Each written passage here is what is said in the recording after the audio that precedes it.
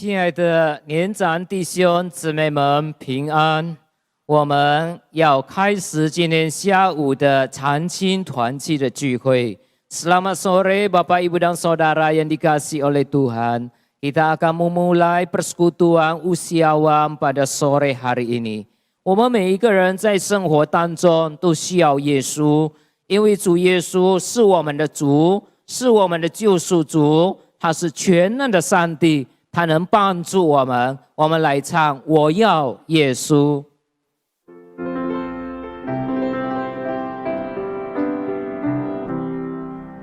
我要耶稣，我要耶稣，我每日需要耶稣。光明世人，我要他。 黑影漫步，我要他。每日在我生命中，我需要耶稣。我要耶稣，我要耶稣，我每日需要耶稣。光明世人，我要他。 黑影漫步，我要他；每日在我生命中，我需要耶稣。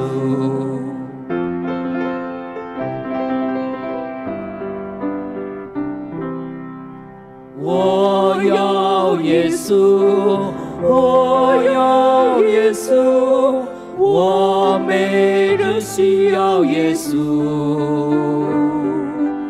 光明世人，我要他；黑影漫步，我要他。每日在我生命中，我需要耶稣。是的，我们每一天都需要主。Setiap hari kita membutuhkan Tuhan， 他是我们在患难中随时的帮助，他是我们的避难所，他是我们的力量。 所以，当我们面对苦难的时候，面对挫折的时候，让我们回到主的面前来祈求，来依靠他。我们来唱一首天上的歌。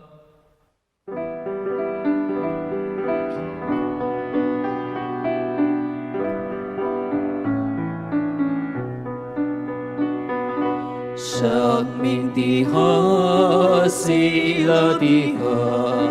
缓缓流进我的心窝，生命的河，喜乐的河，缓缓流进我的心窝。我要唱那一首歌，唱一首天上的歌，头上的乌云。 心里的忧伤全都洒落，生命的河，喜乐的河，缓缓流进我的心窝。生命的河，喜乐的河，缓缓流进我的心窝。 我要唱那一首歌，唱一首天上的歌，头上的乌云，心里的忧伤，全都洒落。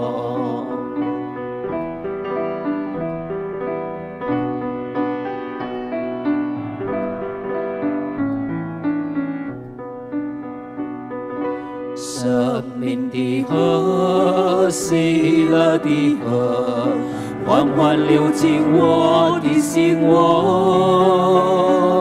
生命的河，喜乐的河，缓缓流进我的心窝。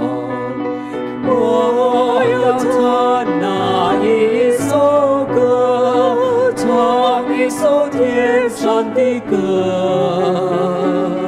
头上的乌云，心里的忧伤，全都洒落。是的，因为有主与我们同在，我们能够胜过生活当中所遭遇的一切苦难。我们的神是一位又真又活的神，我们可以选择靠主喜乐，他又真又活。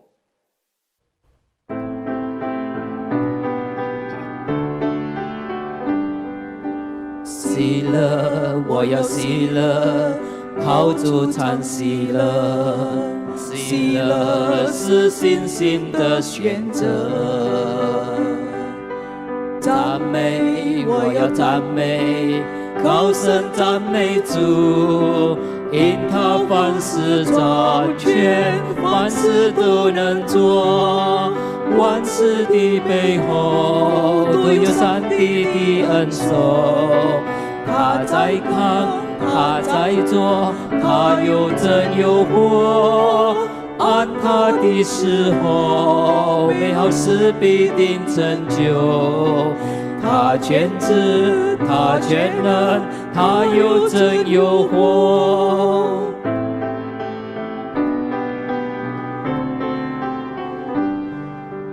喜乐，我要喜乐，靠主常喜乐。喜乐是信心的选择。赞美，我要赞美，高声赞美主，因他凡事掌权，凡事都能做。万事的背后都有上帝的恩手，他在看，他在做，他有真有活。按他的时候，美好事必定成就。他全知，他全能，他有真有活。按他的时候，都有上帝的恩手。他在看，他在做，他有真有活。按他的时候，美好事必定成就。他全知，他全能，他有真有活。他全知，他全能，他有真有活。接下来我们要预备我们的心来聆听神的话语。我们唱他是我的主，耶和华是我们的主。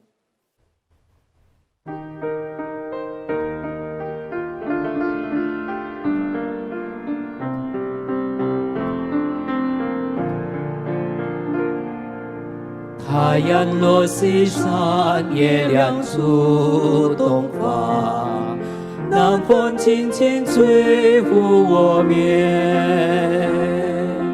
北方的星在遥远闪烁，照亮我前方走的路程。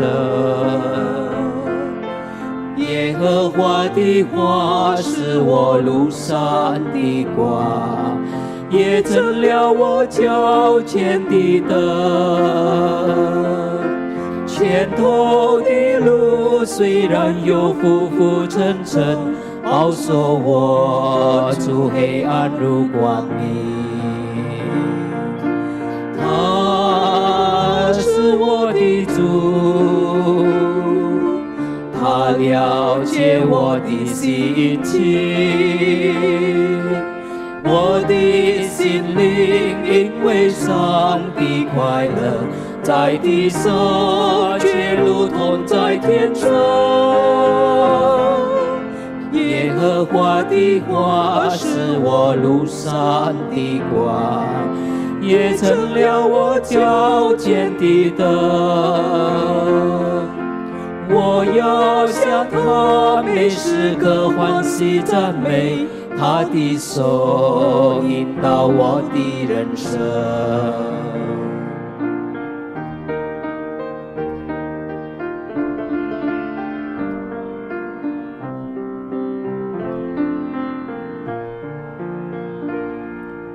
太阳落西山，月亮出东方，南风轻轻吹拂我面，北方的星在遥远闪烁，照亮我前方走的路程。耶和华的话是我路上的光，也成了我脚前的灯。前途的路虽然有浮浮沉沉，保守我出黑暗入光明。他是我的主，他了解我的心情，我的心灵因为神的快乐，在地上却如同在天上。耶和华的话是我路上的光，也成了我脚前的灯。我要向他每时刻欢喜赞美，他的手引导我的人生。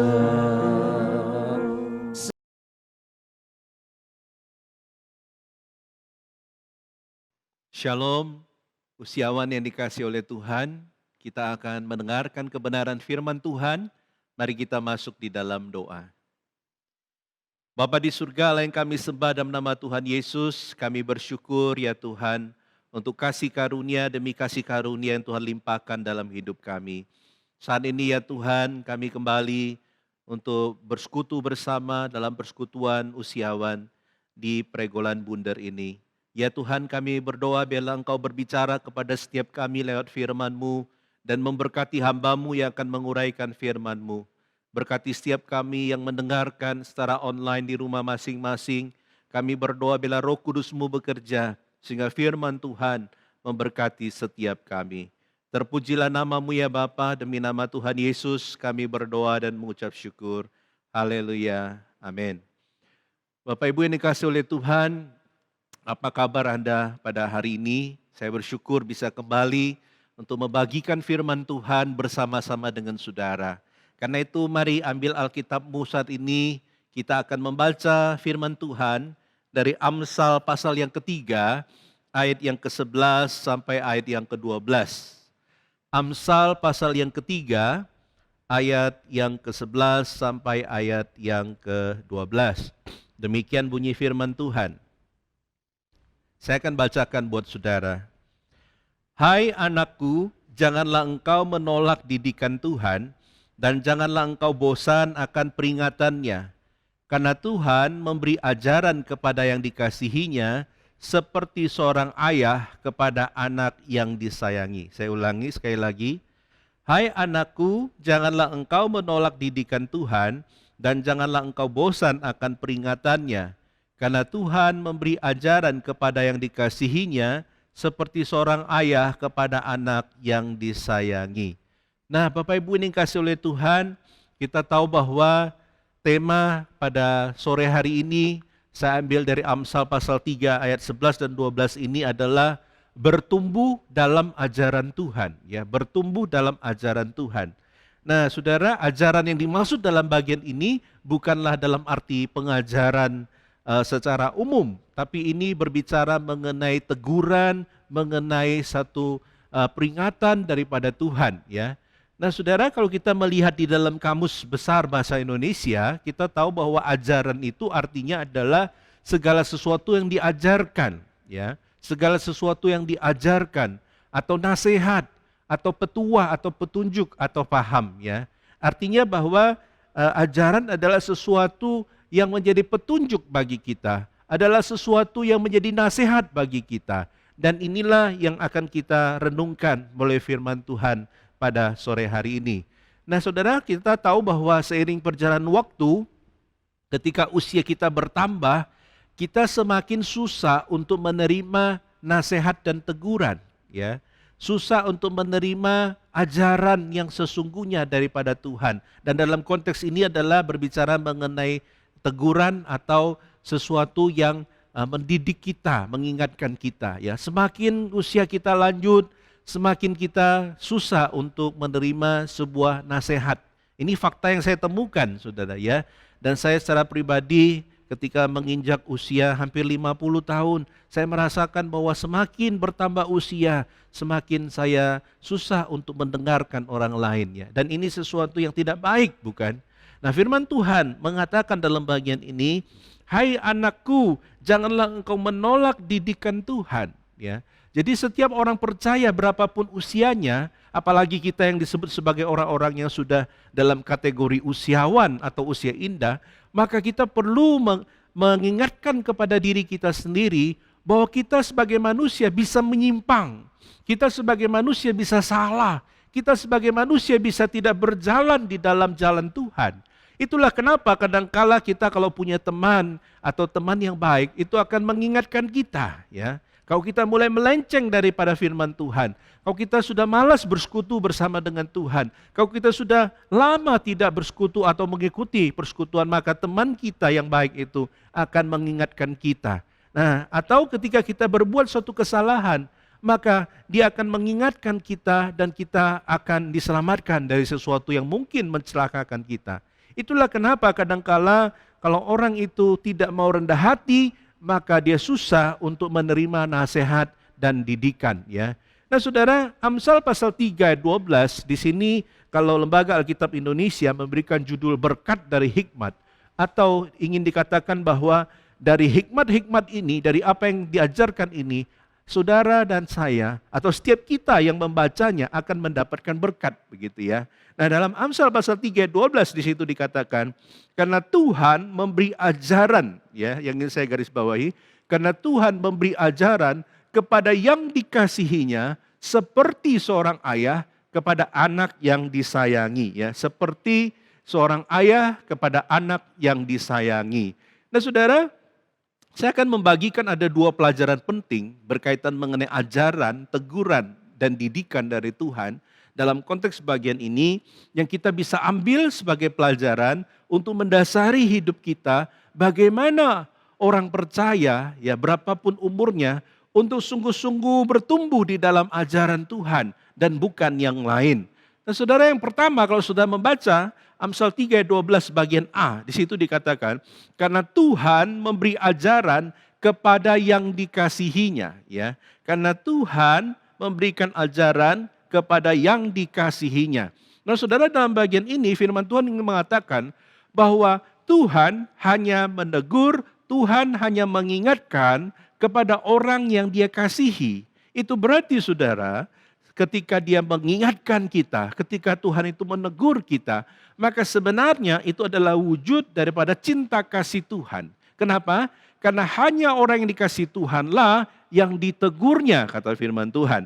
Nah, mari kita lihat, saudara, lebih mendalam, ya. Dalam pasal yang ke-3 ayat 12 ini, Tuhan memberi ajaran kepada yang dikasihinya. Kalau saudara melihat dalam bahasa Ibrani, kata memberi ajaran ini, ya, dari kata yakah. Yakah ini ada beberapa makna. Yang pertama artinya ditegur, ya. Jadi yakah atau memberi ajaran ini artinya ditegur. Yang kedua adalah diadili. Dan yang ketiga adalah dihukum dengan keras, ya. Artinya bahwa ketika orang itu dikasihi oleh Tuhan, maka Tuhan itu akan menegur dia. Maka Tuhan akan mengadili dia, dalam arti akan menilai baik atau buruk dan mengingatkan dia. Kemudian akan menghukum dia dengan keras, artinya membuat dia sadar sehingga dia bisa kembali kepada jalan Tuhan, ya. Jadi indah sekali makna daripada memberi ajaran ini, yaitu apa? Ditegur, diadili, dan juga dihukum dengan keras. Nah, Bapak Ibu Saudara yang kasih oleh Tuhan, kalau kita melihat beberapa jenis teguran daripada Tuhan, ya, dalam realita kehidupan ini, saya membaginya di dalam 3 bagian, ya. Itu ilustrasinya adalah seperti membangunkan orang yang sedang tertidur, ya. Ada 3 cara yang kita bisa lakukan. Yang pertama adalah bisa dengan cara halus, begitu ya. Kalau membangunkan orang tidur bisa dengan suara, ya, kita mengingatkan dia bangun, bangun, begitu ya. Kalau saya masih ingat ketika saya masih kecil atau ketika saya masih tinggal dengan keluarga, maka mama saya membangunkan dengan suara, ya. Ya, Aman, bangun. Ya, hanya dengan panggilan maka kita langsung bangun. Tapi kalau kita tahu bahwa dalam cara yang halus ini, dalam aplikasinya, Tuhan bisa mengingatkan lewat apa, saudara? Lewat khotbah yang kita dengar tiap minggu. Lewat saat teduh kita, Tuhan bisa berbicara, mengingatkan kita. Kamu ini salah. Kamu ini menyimpang dari jalan Tuhan. Kamu harus kembali, ya. Nah, ini cara yang kategori halus. Cara yang kedua adalah seperti membangunkan orang tidur tadi, cara sedang, ya, kalau tadi dengan suara. Yang kedua adalah mungkin dengan menggedor pintu, ya, dengan menggedor pintu kamar kita, ya. Atau dalam aplikasinya Tuhan bisa pakai hamba-hamba Tuhan, ya, untuk mengingatkan kita, untuk menegur kita secara pribadi, atau orang-orang yang rohaninya lebih tinggi daripada kita, atau seseorang yang kita hormati, ya. Atau mungkin Tuhan bisa memakai keluarga kita, family kita, untuk mengingatkan kita, anak kita, mungkin saudara kita, sepupu kita, atau siapapun dari family kita untuk mengingatkan kita. Nah, ini kategori sedang, ya. Mungkin kalau diaplikasikan, ya, menggedor ini ya dalam konteks demikian, ya. Tapi ada juga Tuhan mengingatkan dengan cara yang ketiga, dan ini adalah kategori cara yang paling keras, ya. Yaitu dengan cara apa, saudara? Kalau membangunkan orang tidur tadi, dengan suara tidak bangun, yang kedua digedor pintunya. Dan yang ketiga yang paling keras lagi adalah mungkin dibuka pintunya atau didobrak pintunya lalu dibangunkan, begitu, ya. Nah, ini adalah sesuatu yang paling keras, teguran yang paling keras, ya. Kenapa, saudara? Karena kalau kita melihat di sini, ya, kembali lagi kepada kata yakat itu, ya, menegur, mengadili, mengingatkan. Itu berarti ketika Tuhan mengingatkan kita, maka Tuhan mengingatkan dengan sungguh-sungguh. Maka ketika cara yang pertama tidak mempan, cara yang kedua tidak mempan, maka Tuhan pakai cara yang ketiga, yaitu apa? Tuhan mengingatkan dengan cara yang keras. Mungkin Tuhan mengizinkan terjadi suatu peristiwa-peristiwa dalam hidup kita, ya. Ada mungkin musibah atau mengingatkan kita melalui sakit penyakit, ya. Tuhan mengingatkan kita untuk kita kembali kepada Tuhan, untuk kita kembali untuk sungguh-sungguh hidup dengan rendah hati di hadapan Tuhan. Jadi Bapak Ibu yang dikasihi oleh Tuhan, saya ulangi lagi 3 hal ini atau 3 cara ini Tuhan mengingatkan kita. Dengan cara yang halus, dengan cara yang sedang, dan dengan cara yang keras. Nah, kembali kepada dalam bagian ini, firman Tuhan katakan ketika orang itu dikasihi oleh Tuhan, maka Tuhan akan menegur dia. Tuhan akan mengingatkan dia. Dan ini adalah suatu bagian daripada kasih Tuhan. Jadi ketika kita diingatkan oleh Tuhan, kita jangan tersinggung. Ketika teman kita mengingatkan kita, Tuhan pakai dia, kita jangan tersinggung. Ketika Tuhan pakai seorang hamba Tuhan, melalui khotbah atau melalui relasi mengingatkan kita, maka kita jangan tersinggung. Kenapa, saudara? Karena Tuhan sedang memakai dia untuk menegur kita, ya.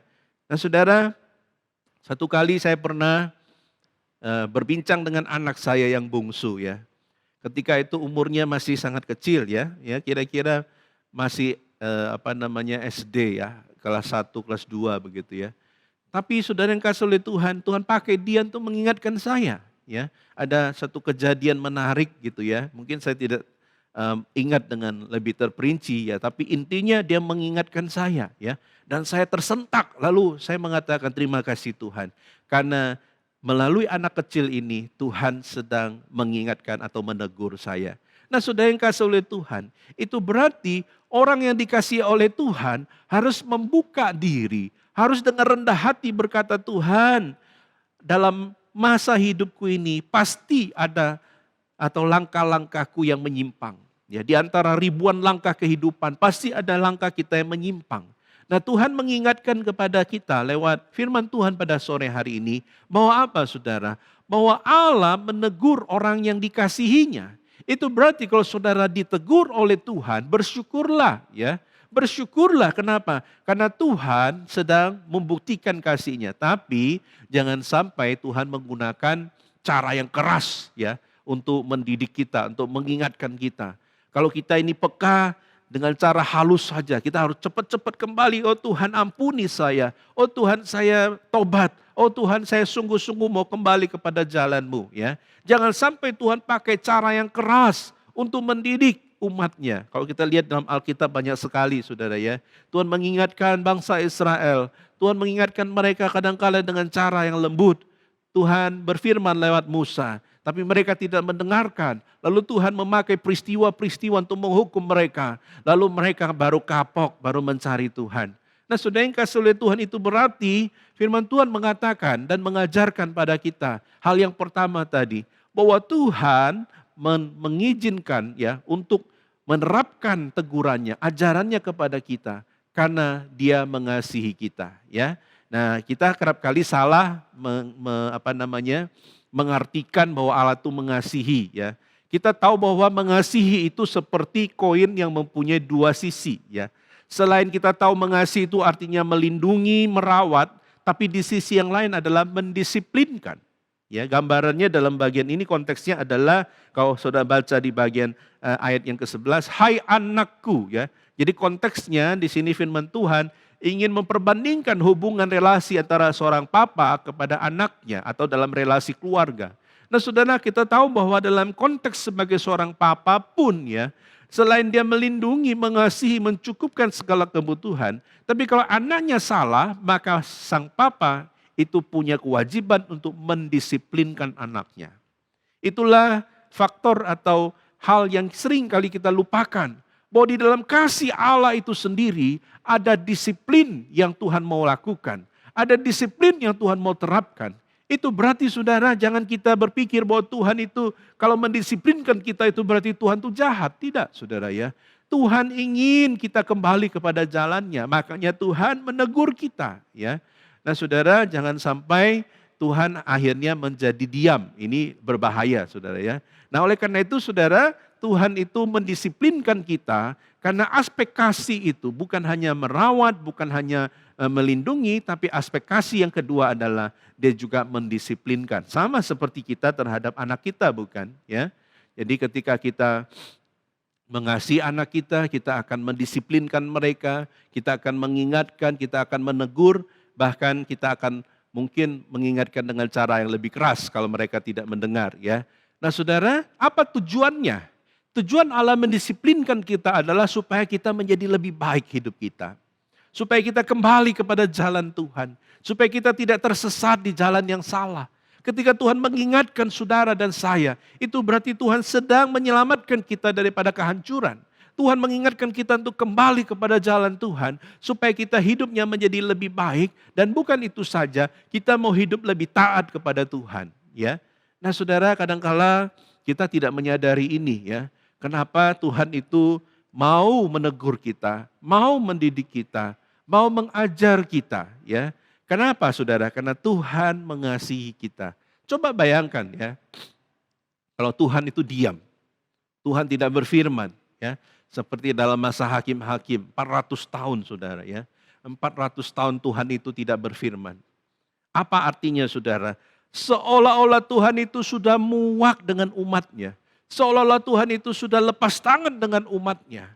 Kenapa saudara? Karena masa hakim-hakim dicatat sebagai masa yang paling bejat di dalam sejarah umatnya saudara. Nah kalau kita melihat kebenaran ini, maka kita jangan sampai Tuhan itu diam terhadap kita.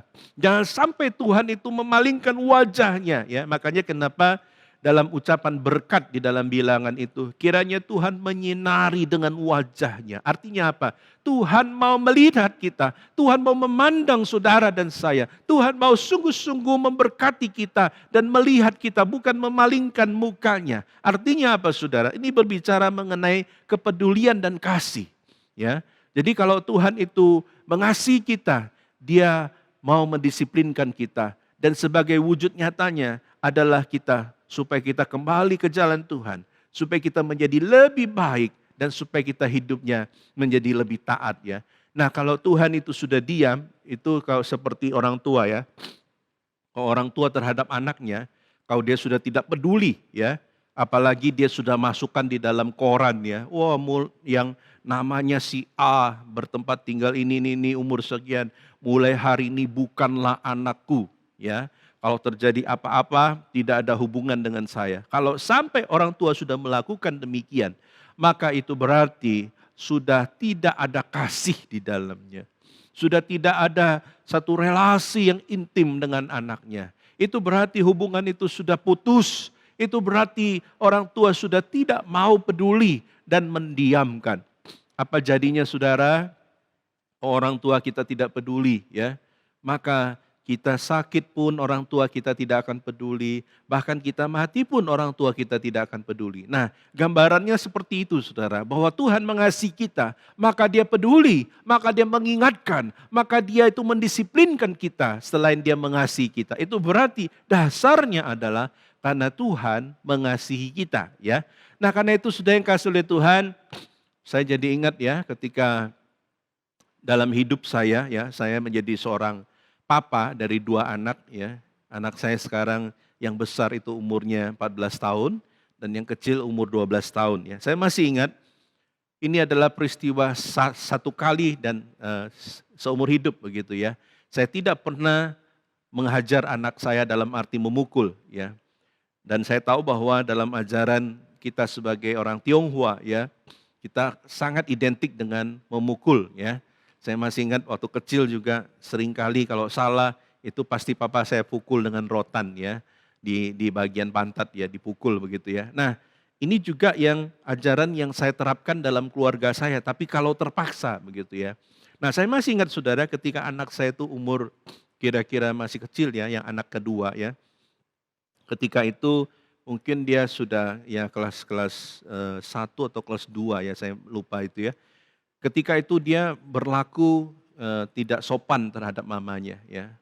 Dia berkata kasar atau membentak mamanya. Lalu karena dia melakukan itu dan saya sudah me-warning dia supaya tidak melakukan itu dan dia tetap melakukan, maka ketika itu saya marah, lalu saya mengunci pintu, lalu kami berdua dalam kamar dan ketika itu saya mengambil kayu kecil itu, ya. Kecil sekali, ya, lalu saya pukulkan di pantatnya begitu, ya. Dan ketika itu dia nangis, lalu saya juga nangis, ya, karena itu pertama kali saya memukul anak saya, ya. Dan ketika itu saya duduk di sampingnya sampai dia menangis, sampai dia capek dia diam sendiri. Ketika itulah saya mendekati dia dan saya berkata, "Meme tahu kenapa papi pukul?" Lalu dia mengatakan, "Iya, karena Meme nakal." Nah, baru saya jelaskan, papi tidak pernah membenci Meme, ya. Saya tidak pernah membenci kamu, tapi saya tidak suka perbuatanmu, ya. Dan setelah saya mengingatkan, maka engkau harus menjadi anak yang lebih baik. Dan ketika itu saya mengatakan, Meme tahu salahnya? Iya. Lalu saya peluk dia. Dan ketika itulah pertama dan terakhir saya memukul anak saya, ya. Poin saya adalah saya ingin mengatakan bahwa ketika saya memukul anak saya yang saya kasihi ini, meskipun hanya dengan kayu yang kecil begitu, ya, ada satu kepedihan dalam hati saya sebagai seorang papa, ya. Bagaimana rasanya memukul anak sendiri itu seperti memukul diri sendiri, ya. Nah, saya membayangkan bagaimana Tuhan ketika Dia menghajar umatnya, bukan Tuhan itu menjadi orang yang seperti orang yang tidak punya perasaan begitu, ya. Pasti Tuhan itu juga akan sedih ketika umatnya dihukum. Pasti Tuhan itu akan menjadi kecewa ketika umatnya itu dihukum, ya. Tapi Dia harus lakukan disiplin itu demi apa? Supaya umatnya kembali kepada jalan Tuhan. Supaya setiap kita mengingat bahwa ini salah dan ini yang benar begitu, ya. Nah, oleh karena itu sudah yang kasih oleh Tuhan, saya yakin kita juga pernah mengalami, bukan? Ketika Tuhan menegur kita dengan kerasnya mungkin, ya, melalui peristiwa-peristiwa, melalui sakit penyakit, sehingga akhirnya kita sadar dan kita kembali mencari Tuhan. Nah, saudara, jangan pernah engkau berpikir Tuhan itu jahat, ya. Karena Tuhan mengasihi kita lah, maka Dia mengingatkan. Itu poin yang pertama, saudara. Yang kedua dan yang terakhir, firman Tuhan meneruskan di sini dalam Amsal pasal 3 ayat yang ke-12 bagian B, ya. Seperti seorang ayah kepada anak yang disayangi, ya. Jadi tadi firman Tuhan mengatakan karena Tuhan memberi ajaran kepada yang dikasihinya seperti seorang ayah kepada anak yang disayangi. Yang saya garis bawahi adalah seperti seorang ayah kepada anak yang disayangi. Nah, saudara, dalam poin yang kedua ini kita dapat belajar, kalau yang pertama tadi, teguran itu karena Allah mengasihi kita. Yang kedua kita bisa belajar bahwa teguran itu diberikan, ajaran itu diberikan dalam hidup kita. Supaya apa saudara? Supaya kita tahu bahwa teguran Allah itu adalah demi kebaikan kita. Ya, Allah itu menegur kita adalah demi kebaikan kita, bukan demi kebaikan orang lain ya. Dan ini dikatakan seperti seorang ayah kepada anak yang disayangi ya, gambarannya ya. Jadi teguran ini adalah selalu demi kebaikan kita. Makanya saudara digambarkan seperti seorang ayah kepada anak yang dikasihinya ya.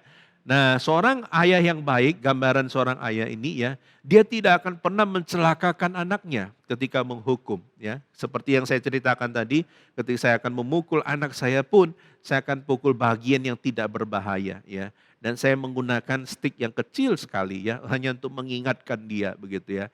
Nah, saudara, tapi kita harus ingat bahwa kadangkala itu perlu dilakukan. Makanya firman Tuhan mengatakan Amsal 13 ayat 24, siapa tidak menggunakan tongkat benci kepada anaknya, tetapi siapa mengasihi anaknya, menghajar dia pada waktunya. Artinya apa saudara?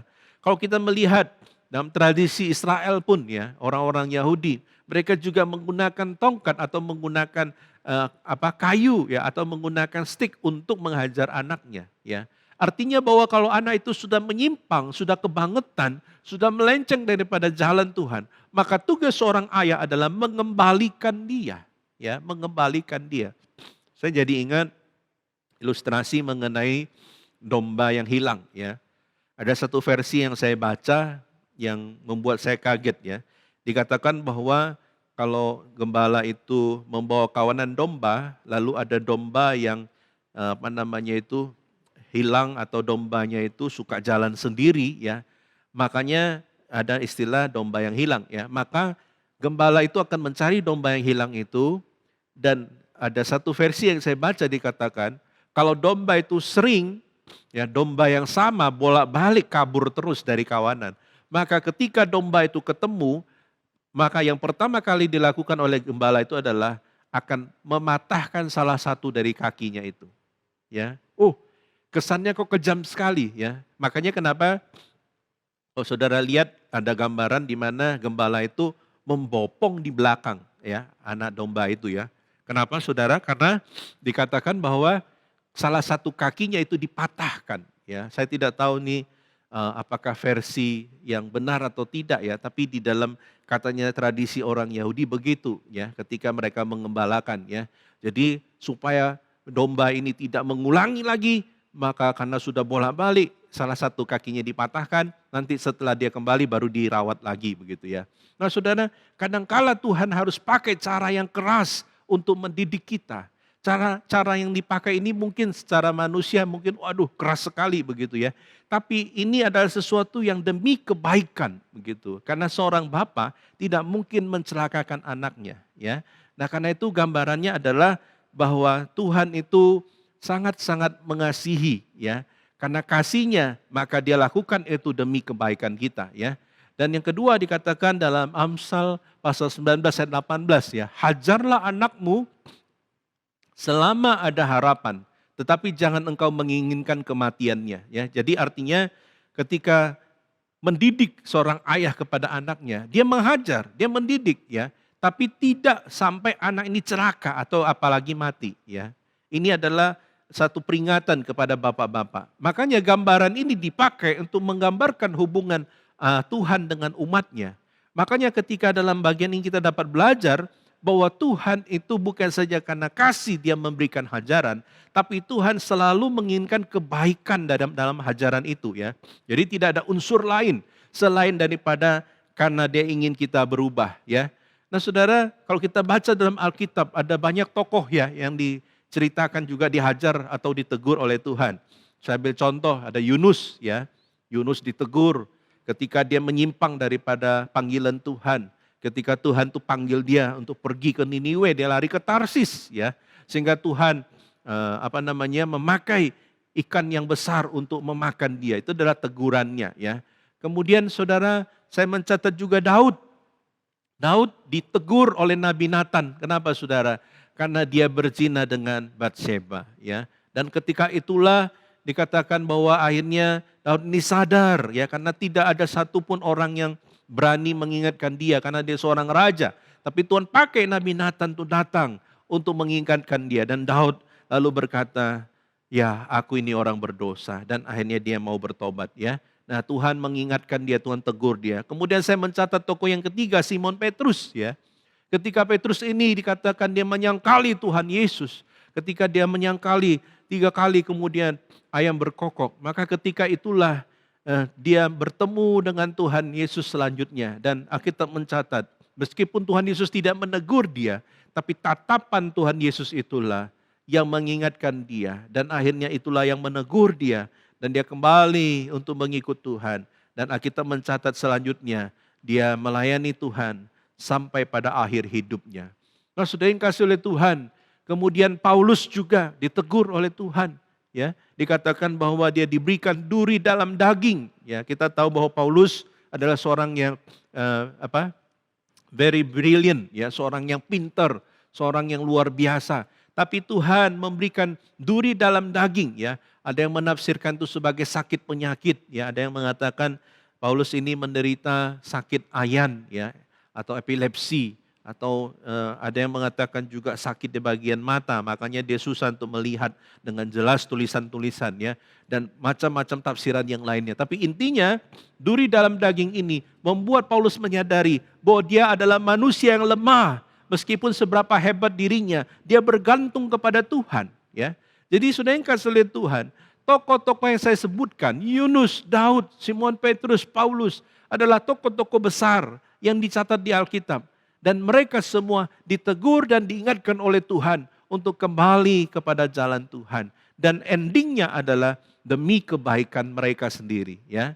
Dan kita tahu bahwa Yunus akhirnya dipakai Tuhan, ya, mempertobatkan kota Niniwe yang besar, ya, bangsa Asyur yang begitu keras hati tapi bisa bertobat. Kemudian Tuhan pakai Daud, akhirnya dia memimpin sebagai raja secara luar biasa, dan dari keturunannya lah kemudian terjadi kerajaan-kerajaan, ya. Kemudian Simon Petrus juga dikatakan dia menjadi martir akhirnya, bahwa kemudian dia merasa tidak layak lalu dia disalibkan secara terbalik di Roma. Dan Paulus juga akhirnya dikatakan juga dia memberitakan Injil sampai akhirnya dia juga dihukum pancung dikatakan, ya, menurut tradisi. Nah saudara yang kasih oleh Tuhan, itu berarti saudara kita dapat melihat Tuhan ketika mengasihi umatnya, ketika mengasihi seseorang, maka Tuhan itu bukan saja mengingatkan, tapi Tuhan juga kadang menghukum dengan keras supaya mereka kembali ke jalan Tuhan. Dan itu semua demi kebaikan daripada orang tersebut, ya. Nah karena itu saudara, jika saat ini mungkin saudara sedang diingatkan oleh Tuhan, mungkin lewat firman Tuhan, mungkin lewat hamba Tuhan, mungkin lewat peristiwa, mungkin lewat sakit penyakit, saya mau katakan, Bapak Ibu yang dikasih oleh Tuhan, jangan kau putus asa, jangan kau merasa menjadi orang yang mulai menyalahkan Tuhan, ya. Tapi berdoalah Tuhan, minta ampun kepada Tuhan, dan biarlah Tuhan akan menyatakan kehendaknya, saudara, ya. Ingatlah bahwa teguran atau ajaran Allah itu tidak mengenal umur, ya. Orang ditegur mungkin bisa umurnya itu masih muda, tapi juga ketika orang sudah tua pun Tuhan bisa tegur dia, ya. Nah, saudara yang kasih oleh Tuhan, teguran Allah itu tidak mengenal jabatan, siapapun dia, mau dia presiden, mau dia gubernur, mau dia rakyat biasa, mau dia orang-orang yang punya jabatan di gereja, maupun dia jemaat biasa. Ketika Tuhan menegur dan mengingatkan, maka itu sama di hadapan Tuhan, ya. Roma 3:23 mengatakan, karena semua orang telah berbuat dosa dan telah kehilangan kemuliaan Allah. Itu berarti apa saudara? Saudara dan saya adalah orang-orang yang sama di hadapan Tuhan, yaitu orang berdosa yang menerima anugerah Tuhan. Karena itu saudara yang kasih oleh Tuhan, teguran Allah tidak memandang jabatan, tidak memandang kekayaan saudara, ya. Jangan berpikir ketika Anda ini kaya raya, maka Tuhan tidak akan mengingat ke saudara. Ya, saya mau katakan, Tuhan bisa pakai apapun untuk mengingatkan saudara, sehingga saudara bisa kembali ke jalan Tuhan jika saudara mulai melenceng, ya. Dan ini berlaku untuk semua orang percaya, ya.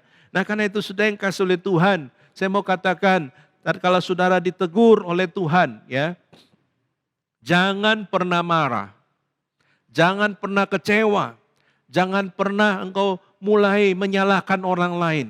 Tapi introspeksi diri, sadarlah ya ketika firman Tuhan mengingatkan, atau hamba Tuhan mengingatkan, atau teman-teman mengingatkan, atau family kita mengingatkan ya, atau lewat saat teduh kita firman Tuhan menegur kita, maka kita harus lalu merenungi diri sendiri dan berkata, Tuhan terima kasih. Karena engkau masih menegur aku, berarti engkau masih mengasihi aku. Tuhan, engkau masih menegur aku, berarti engkau masih peduli terhadap aku. Dan saudara harus dengan rendah hati ya, mau menerima itu. Sadarlah semua itu demi kebaikan kita. Tuhan sedang membentuk kita untuk tambah hari, tambah sempurna ya. Kita tahu bahwa masa hidup manusia di dalam Mazmur 90 mengatakan 70 tahun ya. Dan Tuhan kasih bonus mungkin 80 tahun. Dan mungkin saudara yang dengar sekarang di rumah ada yang lebih dari 80 tahun. Saya mau katakan saudara, semakin kita diberikan umur panjang, itu berarti semakin banyak kesempatan bagi kita untuk sungguh-sungguh merasakan teguran Tuhan. Dan kita mau dengan rendah hati berkata, Tuhan terima kasih. Jadi saudara, kalau firman Tuhan mengingatkan kita, jangan kita mulai menyalahkan orang lain, menyalahkan hamba Tuhan, tapi kita introspeksi diri. Kenapa ya aku begini, aku harus berubah ya. Dan ketika itulah Tuhan sedang menguji kita ya. Nah saudara, di dalam Mazmur 25 ayat 8 dan 9 ya mengatakan, Tuhan itu baik dan benar, sebab itu Ia menunjukkan jalan kepada orang yang sesat ya. Jadi Tuhan menunjukkan jalan bagi orang yang sesat. Jadi ketika orang diingatkan, ditegur, itu berarti mungkin saja jalan kita sedang sesat ya. Nah, Ia membimbing orang-orang yang rendah hati menurut hukum, dan Ia mengajarkan jalannya kepada orang-orang yang rendah hati. Jadi intinya adalah ketika orang yang rendah hatilah yang bisa meresponi akan teguran Tuhan.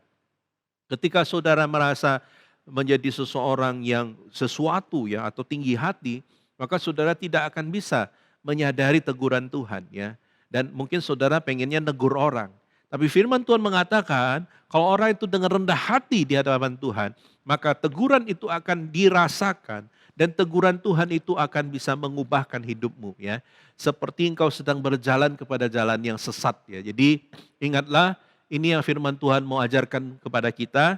Karena itu saudara yang kasih oleh Tuhan, marilah kita dengan sungguh-sungguh datang di hadapan Tuhan dan berkata, Tuhan, ampuni jika selama ini aku kurang rendah hati. Ampuni saya kalau teguran itu seringkali saya rasakan tapi saya tidak mau berubah. Ya. Nah karena itu ketika Tuhan menegur kita, baik itu lewat firman Tuhan, baik itu lewat hamba Tuhan, baik itu lewat keadaan apapun, ya kita harus dengan rendah hati datang di hadapan Tuhan. Tuhan ampuni saya.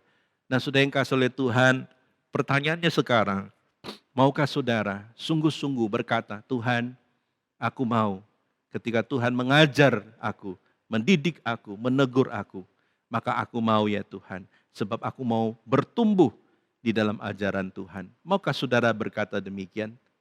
Mari kita masuk dalam doa. Bapa di surga, Allah yang kami sembah dalam nama Tuhan Yesus, kami mengucap syukur ya Tuhan, jika pada sore hari ini firman Tuhan mengingatkan kepada kami, bahwa kami adalah orang-orang yang lemah, kami adalah orang-orang yang mungkin saja melenceng dari jalan Tuhan. Dan Tuhan kami rindu bertumbuh di dalam ajaran Tuhan. Kami rindu ya Tuhan disapa oleh Tuhan. Kami rindu ditegur oleh Tuhan. Kami rindu dikoreksi oleh Tuhan. Jika kami melenceng daripada jalan Tuhan. Ampuni kami Tuhan, berikan kami kerendahan hati untuk kami bisa menerima ajaran Tuhan. Tatkala Tuhan memakai hamba-hamba Tuhan, tatkala Tuhan memakai rekan-rekan kami, tatkala Tuhan memakai keadaan bahkan sekalipun untuk mengingatkan kami. Berikan kami kesadaran, kepekaan, kerendahan hati untuk sungguh-sungguh mau bertobat dan kembali kepada jalan Tuhan. Terpujilah nama-Mu ya Bapa. Hamba berdoa Tuhan memberkati setiap usiawan yang ada di rumah. Engkau memberkati dalam kesehatannya. Engkau memberkati di dalam pergumulannya. Engkau memberikan sukacita dan damai sejahtera. Dan kiranya Engkau memberkati firman-Nya pada sore hari ini. Terpujilah nama-Mu ya Bapa. Demi nama Tuhan Yesus kami berdoa. Haleluya. Amin. Tuhan Yesus memberkati saudara.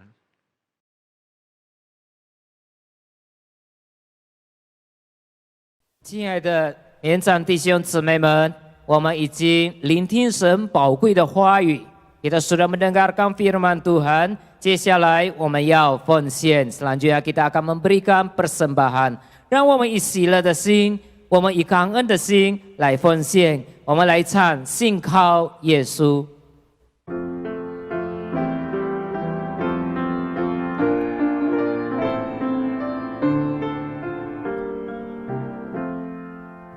我平时当靠救主，遇难时求主救主。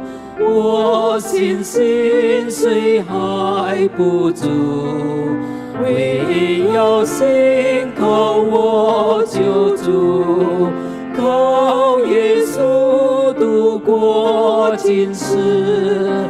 靠耶稣能行万事，我不论走何险路，唯有信靠我救主。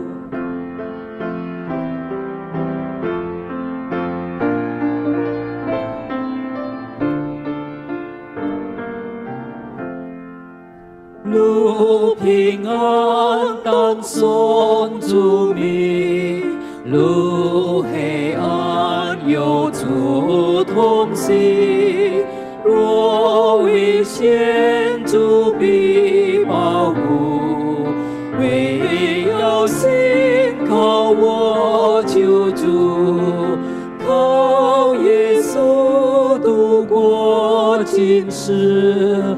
靠耶稣能行万事，我不论走何险路，唯有信靠我救主。我们低头祷告，我们在天上的父神，我们感谢你爱我们，在任何的环境之下，不论是顺利的环境。 不论是遭遇苦难的时候，你都永远与我们同在。我们要永远的信靠你，仰望你。求你保守我们的信心，使我们能够靠主喜乐，使我们靠主过一个得胜的生活。我们感谢你，今天下午使我们每一位年长团契的弟兄姊妹能够回到主你的面前，在各自的家中来敬拜你，来聆听你的话语，来歌颂赞美你，来奉献。主啊，我们求你悦纳我们的奉献，使用这奉献金钱在你的圣工上来扩展你的国度。我们这样祷告，感谢是奉靠耶稣基督的圣名，阿们。亲爱的弟兄姊妹们，我们要结束今天下午的长青团契的聚会，我们来唱天父，我感谢你，爸爸 terima kasih。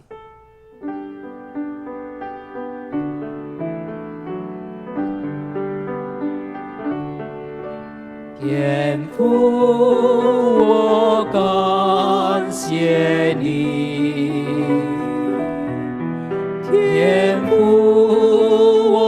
感谢你，感谢天上的父神，天父，我感谢你，阿门。我们低头祷告，天父，我们感谢你。 带领我们今天长青团契的聚会，从开始直到末了。愿主你恩待赐福长青团契的每一位弟兄姊妹。虽然在各自的家中敬拜，有时也觉得很烦，有时也会觉得很苦闷，有时也会觉得孤单寂寞。但是主啊，你要永远与我们同在。愿主你恩待赐福每一位长青团契的弟兄姊妹们，使他们能够靠主来度过每日的生活。蒙神赐福，不论他们的灵命，不论他们的身体健康，他们工作事业，他们的家庭，我们完全交在主的手中。我们求主你赐福，你祝福他们。我们将祷告是奉靠耶稣基督的圣名，阿们。亲爱的长青团契的弟兄姊妹们，我们的聚会到此如此，愿神赐福每一位叔叔阿姨。